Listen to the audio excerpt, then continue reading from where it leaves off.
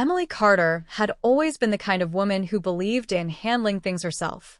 Growing up in a small town in Oregon had taught her to be resourceful, independent, and not to expect anyone to swoop in and fix her problems.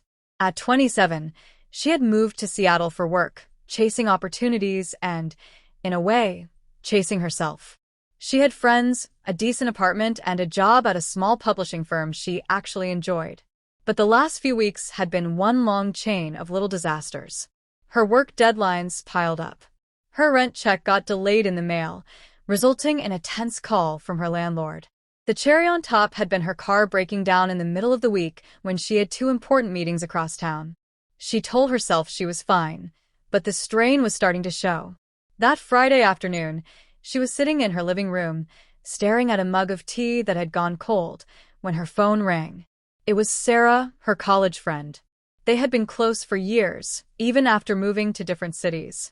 Sarah's voice came through the line, light and warm as always. "Hey, I know you've had a rough week. My brother's in Seattle for work and has some free time this evening. I thought maybe he could stop by and check in on you. He's good at fixing stuff. And he's, just nice to be around." Emily blinked, caught off guard. She had met Sarah's brother, Adam, only twice before, once at a summer barbecue and once when he helped Sarah move into a new apartment. She remembered him as tall, broad-shouldered, with an easy smile that made everyone around him relax. "Oh, that's really sweet, but I don't want to trouble him," she said. "You're not troubling him," Sarah insisted. "He's literally 10 minutes from your place.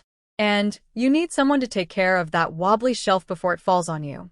Emily sighed, glancing at the crooked shelf near her window. "Fine." But only because the shelf is a menace. 20 minutes later, there was a knock at her door. When she opened it, Adam stood there holding a grocery bag and smiling. "Hey, Emily. Sarah said you could use a hand, and maybe some food that isn't takeout." She laughed, stepping aside to let him in. "You didn't have to bring groceries." "Couldn't show up empty-handed," he replied, setting the bag on her counter. "And honestly, cooking is therapeutic. You look like you could use some of that." Emily felt a flush creep into her cheeks. "That obvious, huh?" He didn't answer directly. Instead, he took off his jacket and glanced at the offending shelf. "All right, let's save this thing before it collapses."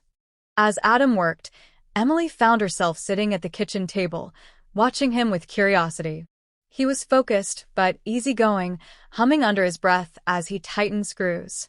She didn't realize she'd been quiet for too long until he looked up and grinned. "You okay over there? Or am I just that fascinating to watch?" She laughed again, shaking her head. "It's been a long week. I'm just tired." Something in her voice must have given her away, because he set down the screwdriver and pulled out a chair across from her. "Want to talk about it?" Emily hesitated. She wasn't used to opening up to someone she barely knew. But there was something steady about Adam, a quiet presence that made her feel like she didn't have to be careful with her words. So she told him about the rent scare, the car trouble, the looming deadlines. She tried to make light of it, but halfway through, her voice cracked. Adam didn't interrupt. He just listened, nodding occasionally, letting her speak until she trailed off into silence. "You've been carrying too much," he said softly. "And you've been doing it alone." Emily pressed her lips together. "That's just how I handle things." "Maybe," he said. "But sometimes letting someone help doesn't make you weak. It makes you human." The words landed heavier than she expected. She looked down at her hands, twisting them in her lap, and felt a lump rise in her throat. Sensing her need for a break from the heaviness, Adam stood and began unpacking the groceries. He handed her a bell pepper and pointed to the cutting board. "Help me cook? You can talk or not talk, totally up to you." They cooked together in easy rhythm. Adam chopped onions while Emily sliced vegetables, the sizzle of the pan filling the small apartment with warmth. At one point, he told a story about Sarah trying to fix a leaky faucet with duct tape, and Emily laughed so hard she nearly dropped the knife.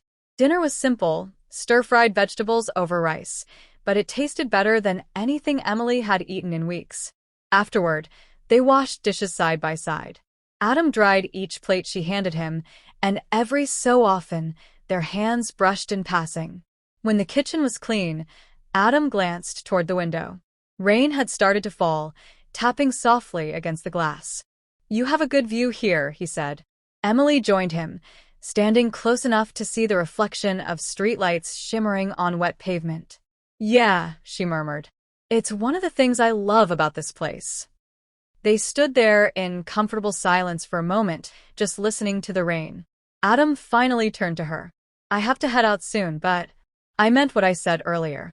You don't have to carry everything alone. Call me if you need anything." "I mean it." Emily swallowed hard, feeling a strange mix of gratitude and vulnerability. "Thank you, Adam." "Really?" He gave her a small, reassuring smile. "Take care of yourself, Emily."